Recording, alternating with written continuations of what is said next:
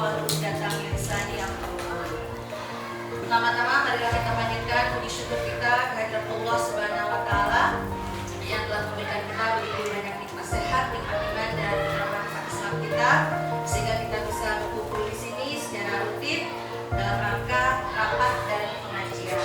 Dan adapun hari ini saya mohon izinnya kepada Ibu Kepala Sekolah dan kepada teman-teman semuanya atas waktunya untuk bisa bersamai saya di sini dalam rangka diseminasi untuk aksi nyata pendidikan calon guru penggerak angkatan 7. Ya teman-teman, saya ucapkan sekali lagi terima kasih dan mohon maaf jika ternyata mengganggu rutinitas atau ada kegiatan yang lainnya. Semoga apa yang akan saya sampaikan nanti bisa bermanfaat buat kita semuanya. Salawat serta salam senantiasa kita curahkan kepada junjungan Nabi besar kita Nabi Muhammad SAW sebagai suri tauladan dan semoga kita semua kelak mendapatkan syafaatnya di yaumul akhir. Yang sama-sama kita hormati Ibu Hajar Mayati selaku kepala sekolah yang juga selalu membimbing saya di sini, rekan saya juga. Semoga kemudian selalu dalam keadaan sehat walafiat dan selalu tetap semangat dalam menjalankan tugas dan amanahnya. Juga rekan-rekanku semuanya yang sangat saya banggakan, Bapak Ibu guru hebat. Ya, semoga senantiasa juga diberikan kesehatan dan semangat dalam menjalankan tugas kita sebagai pendidik di SD Al-Azhar Derajat. Baik teman-teman, ini adalah rangkaian dari proses saya selama menjadi calon ya, belum guru penggerak, calon guru penggerak yang mana diproyeksikan ini akan menjalani kurang lebih 4-6 bulan. Yang mana terdiri dari paket modul 1, 2, dan 3. Dan saat ini saya sudah ada di akhir paket modul 1, yang mana modul 1 itu 1.1, 1.2, 1.3, 1.4. Makin kesini ini Masya Allah ya, luar biasa, tugasnya makin sini makin ini. Dan sebenarnya di akhir modul 1 ini karena juga ada pergantian tahun anggaran, ini agak sedikit longgar, jadi 3 minggu ini agak sedikit off dulu, cuti dulu istilahnya gitu ya. Baru nanti setelah tanggal 23 running lagi. Dan sedangkan ini jodoh saya untuk modul 1.4 ada di budaya positif. Jadi masing-masing modul itu ada temanya. Oke, jadi budaya positif ini yang harus dibuatkan aksi nyatanya.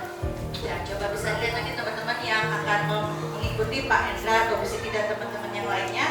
Ya seperti ini ya, harus siap memang intinya ya semangat untuk belajarnya. Ya langsung saja di sini adalah materi yang akan saya sampaikan dengan judul budaya positif.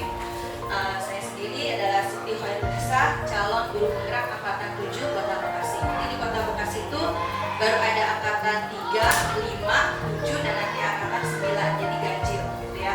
Adapun nanti Pak Endra dan Gus Yayu insya Allah akan masuk ke angkatan 9 untuk pelatihannya. Mungkin bisa jadi di awal tahun ini, tahun 2023 karena menggunakan anggaran bertahun. Baik Bapak Ibu, pertama adalah saya akan menjelaskan pengertian dari budaya positif sekolah. Saya yakin Bapak Ibu semua sudah tahu ya apa itu budaya positif sekolah. Namun di sini saya mengambil beberapa pengertian dari beberapa ahli yaitu Parvi, Kasali, dan Daryanto. Yang saya menarik kesimpulan dari beberapa teori yang mereka sampaikan bahwa budaya positif sekolah adalah sebuah pembiasaan yang berupa nilai, norma, atau aturan yang positif yang dilakukan oleh seluruh warga sekolah, seluruh, bukan hanya 1 atau 2 orang, bukan hanya orang guru atau murid, tapi seluruh warga sekolah demi menciptakan organisasi yang kuat dan berkarakter. Dengan budaya sekolah juga menjadi pembeda antara atau ciri khas antara satu sekolah dengan sekolah lainnya. Jadi kita bisa membedakan sekolah misalnya seperti ini, sekolah yang lain seperti ini. Nah itu bisa dibedakan dari budaya sekolah yang dikembangkan oleh sekolah masing-masing. Dan ini kata kuncinya seluruh warga sekolah berupa pembiasaan, nilai atau norma atau aturan yang positif tentunya ya, untuk membuat sekolah kita menjadi kuat dan berkarakter, dan itu menjadi nilai jual juga dan menjadi perwujudan dari visi atau misi sekolah yang kita buat. Jadi apa saja sih budaya sekolah yang sudah kita lakukan lakukan di sini, kalau menurut teman-teman yang sudah menjadi sebuah kebiasaan dan dilakukan seluruh sekolah, seluruh warga sekolah itu berarti dari unsur guru, karyawan, murid, orang tua, yayasan, itu warga sekolah. Nah, apa kalau menurut teman-teman? SP. Pembiasaan pagi ya, seperti alhamdulillah ini sudah berjalan 9 hari ya, yang kita sudah melaksanakan anak-anak setoran itu insya Allah mudah-mudahan sudah menjadi budaya sekolah kita dan bisa dilirik oleh masyarakat bahwa ya Jatinangor Al-Jatik memiliki pembiasaan di pagi hari, di mana sambil menunggu orang tua tidak sia-sia mengantarkan anaknya pagi-pagi, oh ternyata ada kegiatan ini.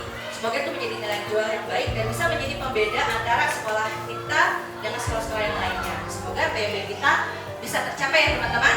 Amin.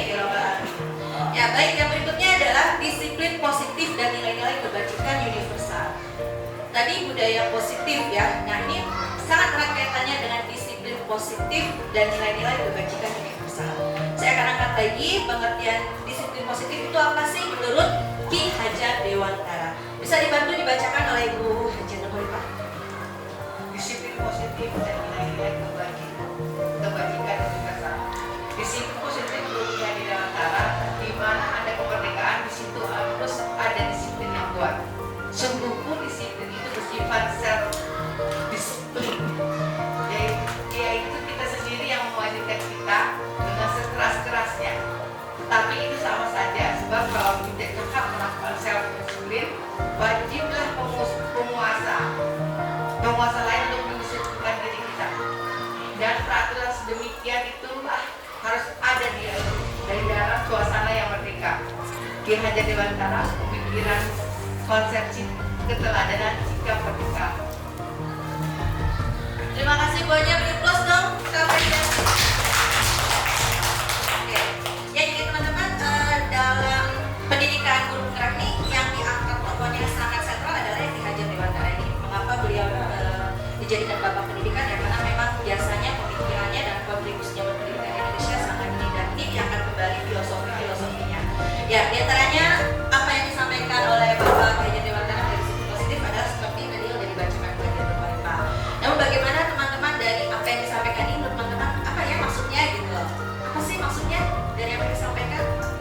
Mungkin misalnya ya, Rizka, kita harus berusaha disiplinkan diri sendiri. Kalau kita nggak bisa disiplin dari diri kita sendiri, ya apa kata yang diajar harus pengusaha lain yang mendisiplinkan diri kita. Baik, ibu Musda Fatkulis. Ya, tepat sekali. Nah, jadi ada lagi yang mau berpendapat, teman-teman? Ya, thank you ya, thank you. Nah, jadi di situ apa yang sangat tepat sekali. Tapi sini juga kita melihat konsep kemerdekaan bahwa kita itu yang dibutuhkan pasti kemerdekaan. Ada kemerdekaan yang sudah diraih itu oleh para pahlawan kita, bukan hanya kemerdekaan kita bebas dari penjajah, tapi kemerdekaan dalam konteks pendidikan ini adalah menciptakan murid yang merdeka. Yang merdeka itu berarti yang mandiri. Mandiri bisa mendisiplinkan dirinya sendiri, itu yang utama, syarat utamanya. Ketika kita ingin anak kita itu mandiri, merdeka, maka dia bisa harus mendisiplinkan dirinya. Yang muncul, yang utamanya yang muncul dari dalam dirinya atau intrinsik.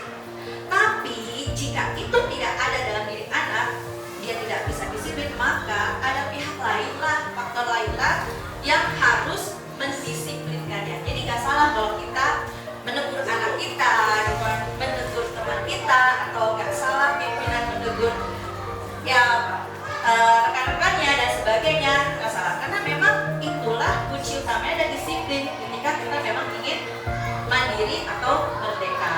Jadi jika kita tidak memiliki motivasi internal dari dalam diri sendiri atau kesadaran dari diri sendiri, maka kita memerlukan pihak lain untuk mendisiplinkan kita atau motivasi eksternal, karena berasal dari luar bukan dari dalam diri kita sendiri. Jadi ya bisa dari dalam dan bisa dari luar. Sangat diharapkan adalah dari dalam.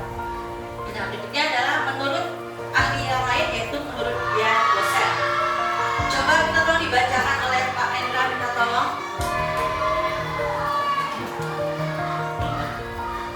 Pengertian disiplin menurut dia dosen. Disiplin diri dapat membuat seseorang menggali potensinya menuju pada sebuah tujuan mulia, sesuatu yang dihargai dan bermakna. Dengan kata lain, disiplin diri juga mempelajari bagaimana bagaimana cara kita mengontrol diri dan menguasai diri untuk memilih tindakan yang mengacu pada nilai-nilai yang kita harapkan agar tercapai tujuan-tujuan yang diinginkan. Terima kasih. Kita kasih aplaus juga buat Pak Eka. Ya, jadi menurut Jaya dosen, ada bisa menyimpulkan sendiri? Dibantu sebelum ini. Jadi disiplin diri dapat membuat seseorang menggali potensinya menuju kepada sebuah tujuan mulia. Jadi kalau kita lihat anak-anak kita bisa lihat ya beberapa anak-anak kita yang berpotensi baik akademis maupun bidang-bidang lain itu biasanya rata-rata mereka memiliki disiplin diri yang sangat tinggi. Mereka memiliki kesadaran yang sangat tinggi, gitu kan ya, dan punya sikap-sikap yang sangat positif. Dan sebaliknya kita melihat masih ada anak-anak yang masih harus kita bantu untuk mengembangkan potensinya. Dan salah satunya adalah dengan mendisiplinkan. Ya, jadi di sini dengan kata lain disiplin diri juga mempelajari bagaimana cara kita mengontrol diri dan bagaimana menguasai diri untuk memilih tindakan yang mengacu pada nilai yang kita hargai agar tujuannya ya agar tercapai tujuan mulia yang diinginkan. Ya, tadi tujuan mulia yang diinginkan adalah anak kita memiliki adab yang baik, sikap yang baik, yang cerdas dan sebagainya. Ya, oke, baik. Nah, di sini makna disiplin positif yang dikemukakan baik oleh Ki Hajar Dewantara maupun Dian Gosen, di mana kedua pakar pendidikan mengartikan disiplin itu sebagai bentuk kontrol diri, yaitu belajar untuk kontrol diri agar dapat mencapai suatu tujuan yang mulia.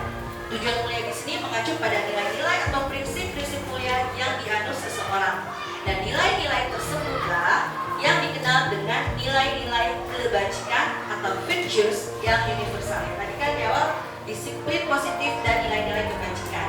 Jadi dari disiplin itulah maka akan lahir nilai-nilai kebajikan. Nah, lalu apa tugas kita sebagai pendidik? Tentu tujuan kita adalah menciptakan anak-anak yang memiliki disiplin diri sehingga ya mereka bisa berperilaku dengan mengacu pada nilai-nilai kebajikan universal dan memiliki motivasi intrinsik bukan ekstrinsik. Ya, itu tujuan kita adalah menciptakan anak-anak kita, membimbing, mengarahkan, yang mengingatkan dan sebagainya, ya agar nilai-nilai kebajikan universal itu ada dalam diri mereka secara intrinsik, datang dari dalam dirinya. Nah, ini kita ke nilai-nilai kebajikan universal. Jadi di dalam negara kita, dalam pendidikan yang dicanangkan oleh Menteri Pendidikan kita yang saat ini, inilah nilai-nilai kebajikan yang diambil yang menjadi nilai-nilai kebajikan universal bagi murid-murid seluruh murid di Indonesia, yaitu dengan namanya apa Bapak Ibu? Profil Pelajar Pancasila. Jadi profil pelajar Pancasila adalah 5 dari nilai-nilai kebajikan yang diambil sebagai kebajikan universal yang diharapkan anak-anak kita, murid-murid kita memiliki nilai-nilai seperti ini. Ya, ada apa aja? Beriman. Ya, Bapak Ibu ada yang tahu? Ada yang apa? Beriman, bertakwa. Bisa sama-sama kita sebutkan profil belajar Pancasila. 1. Beriman, bertakwa kepada Tuhan Yang Maha Esa dan berakhlak mulia, berkeminangan global, bergotong royong, kreatif, bernalar kritis, dan mandiri. Ya, ini yang kita harapkan, yang Indonesia harapkan untuk seluruh pelajar di Indonesia. Dan Al-Azhar pun pasti memiliki ini, dan dari awal Al-Azhar konsisten untuk mengedepankan nilai-nilai akhlak tadi yang sudah ada. Dan sini kita menggunakan istilah beradab. Untuk nomor 1-nya beradab. Jadi sama seperti itu ya. Kemudian yang kedua apa? Berwatak berjuang. Ketiga, cendekia. Keempat, berakhir. Kelima, cinta tanah air dan sehat jasmani dan rohani. Ya, ini nilai kebajikan yang diharapkan oleh Al-Azhar, YPI Al-Azhar untuk kita semua, baik murid, guru dan sebagainya. Profil murid Al-Azhar. Ya. Sedangkan, ya, apakah hanya itu saja tadi profil pelajar Pancasila dan profil murid Al-Azhar? Tidak, itu diambil dari ini. Inilah The Futures Project atau proyek nilai-nilai kebajikan yang dipakai oleh, yang diakui oleh seluruh dunia, ya. Yaitu ada apa aja, bisa dibaca satu-satu ya teman-teman ya. Oke, ini diantaranya nilai-nilai kebajikan yang bisa kita ambil. Tadi ada di situ ya, yang rasa bersyukur itu ada, berarti pada Tuhan. Kemudian apa lagi? rapi, jujur, dermawan, keteraturan, semuanya ada. Nah, Bapak Ibu bisa dibantu ya untuk buka WhatsApp-nya. Saya mau apa? Oke. Nah, bisa dibantu untuk bisa dilihat di WhatsApp-nya sudah terkirim belum ya?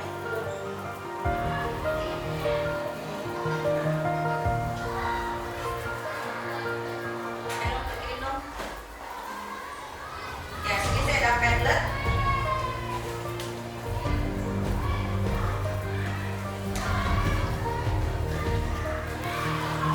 Sebentar, koneksinya.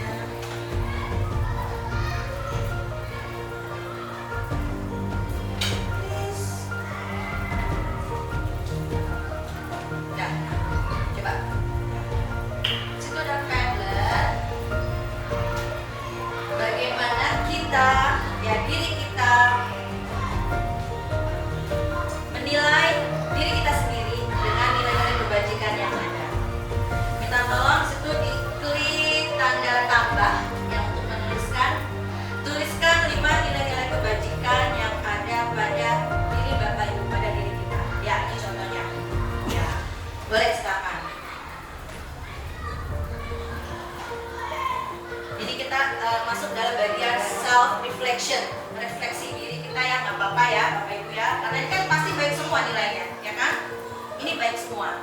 Namun apa sih yang kita yakini gitu loh? Apa dulu yang paling utama buat diri kita, buat diri saya sendiri harus bagaimana? Ya, belum ada yang masuk.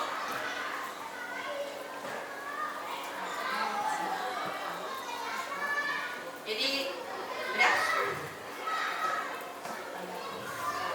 Oh ya, tadi ini ya, saya buka sini lagi ya. Sorry. Nah, di antara sekian banyak nilai-nilai kebajikan ini, 5 aja minimal boleh. Apa sih yang Bapak Ibu paling yakini? 5 yang paling Bapak Ibu yakini yang harus ada pada diri kita. Semuanya nilainya baik. Peduli, rajin, integritas, rasa hormat, tanggung jawab, bahagia, keberanian, keterusterangan, kebersihan, kreatif, baik hati, dan sebagainya. Oke.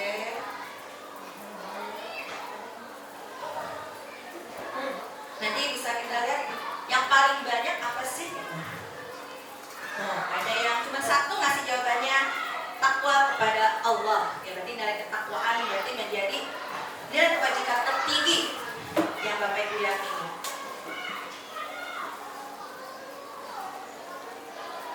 Oke, kita lihat. Yuk, nggak apa-apa, jawab aja berapa aja kayak gitu. Jadi di sini saya juga harus bisa menggabungkan antara ya yang saya sampaikan nggak hanya ceramah juga tapi dan lain. Oke, baik, kalau di sini sih udah ada yang masuk ya, tapi di laptop kayaknya ada remote ya. Oke, ada banyak nih, alhamdulillah teman-teman juga bisa melihat ya masing-masing ya. Ini adalah aplikasi Padlet yang bisa kita manfaatkan untuk ya tadi kalau kita mau belajar dengan kelas digital, ketika ngasih soal bisa seperti ini, jawabannya anak di sini gitu ya, atau kasih pendapat dan sebagainya. Ketakwaan, kejujuran, baik hati, bersyukur, peduli, tanggung jawab, adil, bekerja keras, peduli, semangat, ya cinta, kebersihan, nomor 1, oke, dan sebagainya. Ya baik, nggak apa-apa teman-teman bisa diteruskan atau ya sudah cukup. Oke, terima kasih atas responnya. Nah ini ya tadi sampai sini. Ya ini kalau di kita apa sih yang mudah-mudahan ada semua ya, atau ada nilai-nilai ini yang memang kita ambil untuk nilai-nilai kebajikan yang ada di sekolah kita atau yang kita terapkan, yang kita bisa menjadi kesepakatan kepada murid-murid kita. Ayolah kita sama-sama untuk jaga kebersihan, misalnya saling menghormati, tanggung jawab dan sebagainya ya. Insyaallah ini semua memang sudah kita terapkan di dalam kelas kita masing-masing. Baik teman-teman, berikutnya dari kebajikan kelas itu, dari kebajikan atau nilai kebajikan itu, ini bisa kita turunkan ke dalam keyakinan kelas. Mungkin ada yang baru dengar ya, keyakinan kelas itu apa? Ya, oke. Biasanya kalau di kelas itu di awal suka ada kesepakatan kan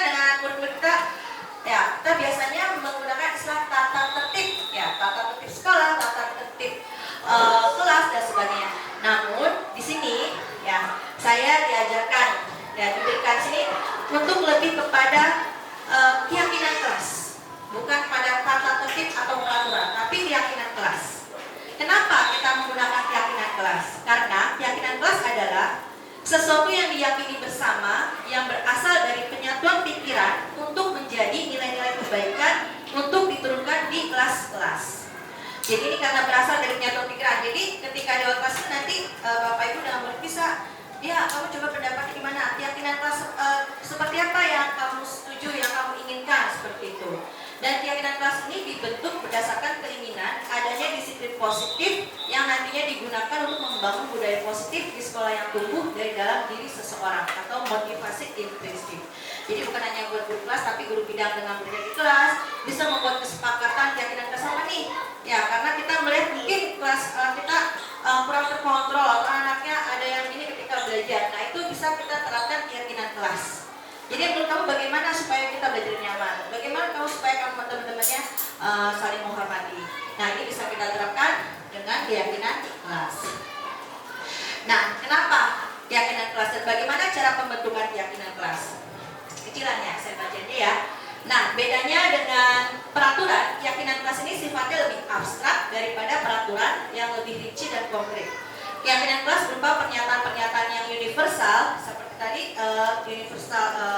nilai kebajikan, dan pernyataan keyakinan kelas ini senantiasa dibuat dalam bentuk positif. Jadi positif nggak ada, contohnya tidak boleh lambat, tapi datanglah tepat waktu seperti itu. Dilarang buang sampah, tapi buanglah sampah pada tempatnya. Jadi untuk kalimat-kalimat yang negatif itu dihindari atau ditiadakan, tapi lebih kepada hal-hal yang positif.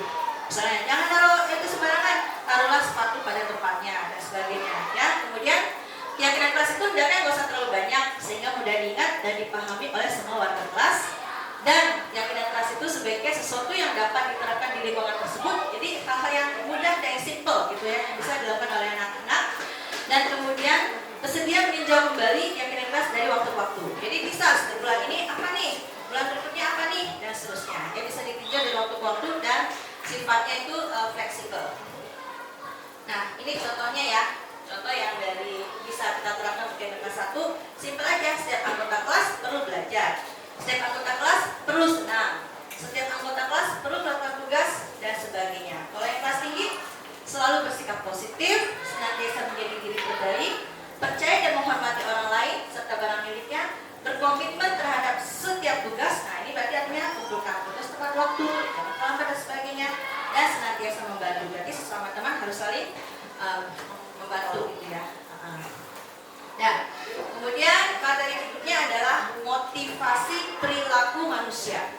Nah, ketika tadi kita bicara tentang nilai kebajikan, disiplin, mungkinkah ada anak-anak yang masih aja tetap melakukan pelanggaran? Ada ya, seperti ada buat peraturan dan sebagainya, ada aja, karena itu berkaitan dengan motivasi perilaku manusia. Anak yang berprestasi, anak yang melakukan pelanggaran dan sebagainya, ini ada kaitannya dengan motivasi perilaku manusia. Ada 3 motivasi perilaku manusia, yaitu 1, untuk menghindari ketidaknyamanan atau hukuman. Jadi mungkin aja ada anak-anak yang datangnya supaya nggak dihukum. Nah, itu berarti motivasinya masih eksternal karena takut untuk mendapatkan hukuman atau untuk mendapatkan imbalan atau penghargaan dari orang lain. Ada dia yang mau maju ke depan melakukan ini karena motivasinya adalah ingin dapat hadiah atau ingin dapat bintang. Ya. Kemudian ada juga motivasi yang ketiga, ini adalah motivasi yang dari dalam dirinya sendiri, yaitu untuk menjadi orang yang mereka inginkan dan menghargai diri sendiri dengan nilai-nilai yang mereka percaya. Nah, dari 1, 2, 3 ini, 1, 2 ini adalah motivasi eksternal, sedangkan yang ketiga adalah motivasi internal dari dalam dirinya sendiri. Nah, kira-kira ya, sudahkah anak-anak kita memiliki motivasi yang nomor 3 ini, Bapak Ibu? Menurut Bapak Ibu lebih banyak yang mana ya? Menurut kita ini melakukan sesuatu itu, apakah lebih kepada eksternal atau internal? Apa udah karena kesadaran sendiri apa? Ya, ini melakukan sesuatu, mau sholat 5 waktu. Ya, ini contoh anak saya aja ya, mau sholat 5 waktu harus dikasih dulu. Itu sebenarnya motivasi, berarti motivasi internalnya belum tumbuh gitu ya, masih harus. Tapi itu bagian dari upaya kita mendisiplinkan anak kita ya. Ya. Nah, ya baiklah, ini sedikit lagi ya teman-teman ya. Dan berikutnya adalah kaitannya manusia. Ada 5 kebutuhan dasar manusia, yaitu yang pertama apa? Bertahan hidup. Apa sih bertahan hidup ini? Yang berkaitan dengan bertahan hidup kebutuhan dasar manusia? Ya makan, kita makan untuk bertahan hidup. Kemudian punya rumah, ya kan, punya tempat tinggal, ya kan. Jadi kemudian kita bertahan hidup, bisa bertahan hidup, bisa tetap sehat, ya bisa tetap beraktivitas, kita butuh makan, minum dan sebagainya. Ya, kemudian yang kedua adalah kasih sayang dan rasa diterima. Tentu ya, kasih sayang itu udah jelas. Kebebasan ini baik kebebasan dalam dia berekspresi, dia memilih, menentukan tujuan, itu kebebasan, kesenangan dan penguasaan. Ini enggak, ini yang gak kita butuhkan teman-teman. 5 kebutuhan dasar ini. Pasti yang kita makan butuh. Kasih sayang perlu sangat. Kebebasan, iya dong, kita mau ngajar apa, gitu kan, kita mau menentukan saya mau jadi guru apa, itu bagian dari kebebasan kita memilih. Kesenangan, bisa, kita misalnya capek bla bla bla, kita mau kemana, itu bagian kesenangan. Dan penguasaan ini adalah lebih cenderung pada dia bisa ingin menjadi pemimpin misalnya ya, atau menguasai anak-anaknya atau menguasai teman-temannya. Itu bisa jadi ada kebutuhan dasar manusia di penguasaan. Nah, ketika salah satu kebutuhan ini tidak terpenuhi, jika salah satu ini tidak terpenuhi, maka si anak ini cenderung akan bersikap seperti tadi, kurang disiplin misalnya, atau melakukan hal-hal yang di luar dari kebajikan atau nilai kebajikan yang sudah diyakini dan kita bersama. Oke. Dan ini kita sebagai guru memiliki posisi kontrol dalam tadi dalam rangka kita mendidik anak-anak kita. Ketika kita menjadi seorang guru, kita harus paham dulu posisi kontrol kita sebagai guru apa, ya. Dan apa aja sih posisi kontrol yang ada sesuai dari dia dosen ini ya? Ada 5 posisi kontrol, yaitu 1 sebagai penghukum. Jika anak ada yang bersalah, apakah posisi kontrol kita ada di sini atau di pembuat rasa bersalah, teman, pemantau, atau manajer? Nah, coba kita nih penjelasannya adalah dari kalimat aja. Jika kita sebagai penghukum, biasanya kalimatnya keluar seperti itu. Coba Bu Titin dibacakan. Coba kalau pakai ekspresi Bu Titin. Penghukum. Patuhi aturan saya. Awas. Tak bisa. Ya. Patuhi aturan saya. Aturan. Para latihan sama saya. Saya menyampaikan. Patuhi aturan saya. Atau awas, kamu selalu saja salah. Selalu. Pasti selalu. Posisi kontrol sebagai penghukum. Nah, kemudian ada yang membuat rasa bersalah. Nah, bisa tolong dibantu Pak Kun.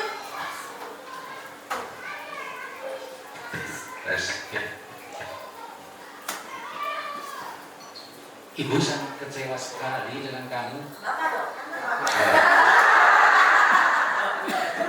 Yang kedua kan Bapak. Berapa kali Bapak harus memberitahu kamu ya? Gimana coba? Saya sering nggak tahu. Kamu berbuat begini. Nah, ya itu pernah nggak kita seperti itu teman-teman? Saya pernah. Berarti kita pernah ada di posisi kontrol seperti ini, membuat rasa bersalah. Oke, lalu ada yang ketika kita menegur atau menasihati anak dengan posisi kontrol kita sebagai teman. Nah, biasanya kita harus ngomong teman-teman. Mia. Kita tahu Mia. Teman-teman baca nggak? Boleh maju. Ayo bantulah demi bapak ya. Ibu. Maksudnya, ayo bantulah demi ibu ya. Ayo ingat, ayo ingat nggak bantuan ibu selama ini? Ya udah kali ini tidak apa-apa, nanti bantu bereskan ya. Nah, ya, oke, pas banget ya. Nah, itu adalah posisi kontrol kita sebagai teman. Oke, jadi lebih kepada menganggap murid kita itu sebagai teman. Nah, kemudian pemantau, mau yang paling belakang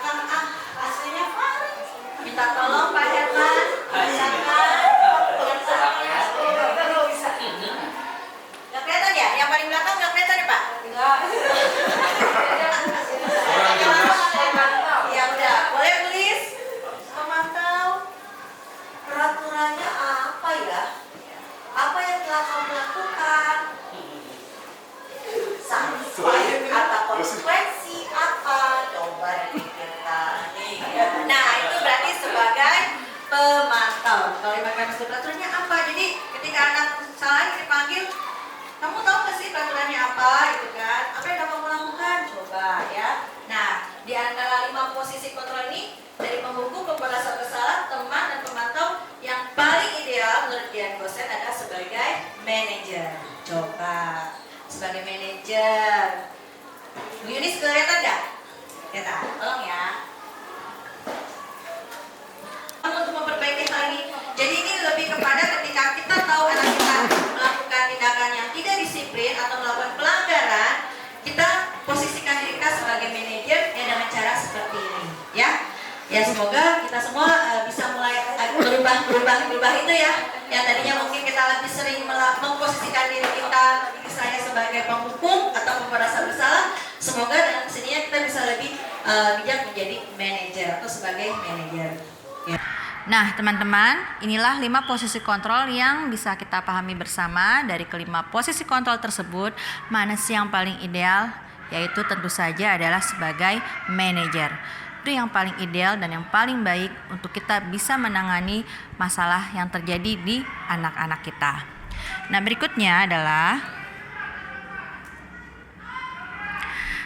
di sini kita akan sama-sama mengenal segitiga restitusi. Apa sih segitiga restitusi itu? Nah, di sini kata restitusi adalah upaya mendisiplinkan siswa, tapi dengan cara siswa sendiri yang menyelesaikan masalahnya dan membuat mereka bertindak sesuai dengan keinginan yang ideal, yang didasarkan pada keyakinan kelas. Nah, jadi kita kembali nih kepada keyakinan kelas sebelumnya ya. Ketika kita menemukan anak-anak kita bermasalah atau melakukan sebuah kesalahan, langkah-langkah yang harus kita lakukan adalah dengan mengikuti langkah-langkah segitiga restitusi.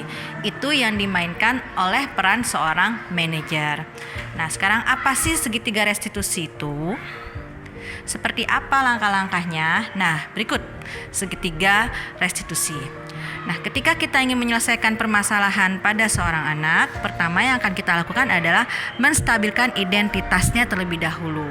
Di sini kita lakukan hal-hal yang bisa meng-cooling down dulu. Jadi kita redamkan dulu emosinya. Mungkin ketika anak melakukan kesalahan pada taraf emosional yang cukup tinggi. Nah, ini kita coba stabilkan dulu. Nah, salah satu kalimatnya yang bisa kita lakukan adalah ketika anak berbuat salah, kita katakan kepadanya, kamu bukan satu-satunya yang pernah melakukan ini. Setiap orang pasti pernah melakukan kesalahan. Nah, dari situ kita menyamakan posisi kita dengan posisi anak-anak ketika kita pernah berbuat salah. Nah, kemudian langkah yang berikutnya adalah validasi tindakan yang salah. Seperti apa itu validasi tindakan yang salah? Kita cross check, kita konfirmasi apa yang telah dilakukannya, dan kita tanyakan kenapa dia melakukan hal tersebut. Nah, inilah yang akan kita lakukan. Kalimat yang bisa kita tanyakan adalah, kamu tentu punya alasan mengapa melakukan itu.